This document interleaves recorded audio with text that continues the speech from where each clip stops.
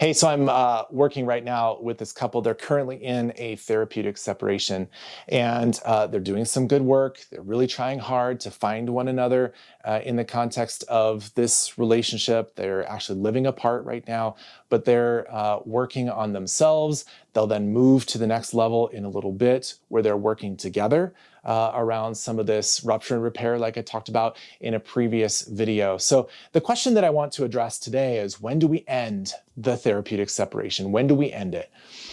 Welcome to the Thrive Marriage Lab. My name is Chris Bruno, and I'm a licensed professional counselor and the founder of Restory Counseling. And together with my wife, Beth, and our colleague, Tracy Johnson, we post videos to help you understand the why behind the what. Because we believe that when you explore and know your story, the deeper your marriage relationship will be.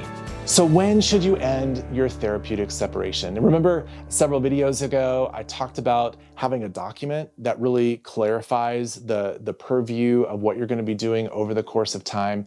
Well, I want to refer back to that document because hopefully right from the beginning, you had some clear time-bound mile markers, if you will, of what is going to happen on this day, on this day, on this day.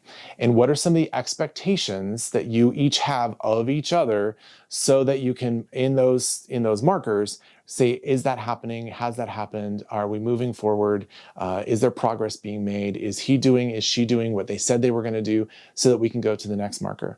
So as we talk about ending a therapeutic separation, this is really important, you guys, because there does need to be an end. An ongoing, open-ended therapeutic separation ends up not being a therapeutic separation because you have no goal, you have no moment, you have no clarity around, like, this is what we're actually shooting for. So I'm not against taking that document and recognizing, okay, so these other intervening things have come up. Maybe one of the spouses has, over the course of their counseling, realized that they come from a past, situation of abuse that they didn't have an awareness of, that now they're realizing, oh, that is impacting my marriage relationship, and I'm going to need more time for me to address those things. That's totally fine for you to modify that document over the course of time if you need to. But I also want to say, hey, there's got to be an ending point to a therapeutic separation. Each couple is going to be different. Each couple is going to need a different level of time. Maybe it's, like I've said, a month, 2 months, 3 months. I'm going to say that a therapeutic separation should not last more than 6 months, not longer than 6 months. Other people can have longer than 6 months. They might say that that's, totally fine. I've generally found that 6-month mark is a really good mark. It gives you as the maximum of how long a therapeutic separation should be. Because at the end of 6 months, if you've not made progress, if you've not done the things you've promised to do, if you've not been able to find one another again in some of those very specific conversations along the way, then you need to start thinking about, hey, do we need to just move back in together? Do we need to stop the separation? Are things better than they were, and we can reconvene and move into a different season of healing in our marriage? That is very possible. And I think I would recommend that often for couples who have been doing the work and just doesn't feel like maybe it's been enough. Maybe there is enough for you to step back into a different way. Rethink through your marriage relationship and what it is you want. Has there been enough movement in your marriage in order for you to say, yes, we're going to get back together, we're going to stop the separation, reunite, and then reformulate what the posture is moving forward, what the process is moving forward? I actually really like that, because after 6 months, some other things have begun to happen. Other rhythms have begun to be established. Maybe some things are happening with the kids, some life change things happen. Maybe a kid has graduated high school or graduated kindergarten or whatever it is. Some things might need to change because life has gone on. 6 months, a lot can happen in 6 months. And there's the things that happen in the marriage, but there's also just things that happen in life. Job changes, deaths in the family, those kinds of things that you need to account for. And probably at the end of 6 months, if progress has been made, you need to address how much progress has been made. And a way that I like to think about that is, if we were to make the decision today based on where we are and the work that we've done, if we were to make the decision today to go into a therapeutic separation, would we do that now? based on what we know now, based on what our life has been, based on what our growth has been, would we make the decision for a therapeutic separation now, today? If the answer is no, then it is time to end the therapeutic separation. And like I said, reimagine what the next steps are in your marriage and in your life.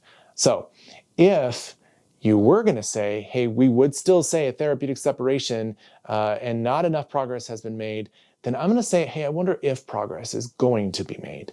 Is there going to be enough progress in the next month or 2 months or whatever? And the fact is that this is not a hard and fast rule. Maybe you need a little extra time. Maybe there is something else that you need to address. That is totally fine.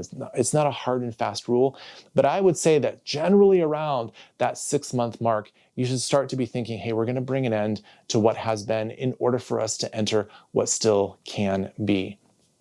If you're at the point where you're at 6 months and no progress has been made, he's not done what he's supposed to do, she's not done what she's supposed to do, whatever the story is, then I would say, hey, maybe you need to think through something else. Maybe you need to think through an actual separation.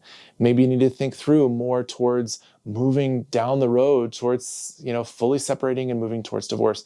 Maybe that's time for those things to happen. Or change the whole idea of separation and going into like a marriage intensive or going into something else, again, where both of you are agreeing that we're going to change the process of what we're doing to work on ourselves. In order for our marriage to heal, we need to find some other process, other thing that we're going to address so that we can heal.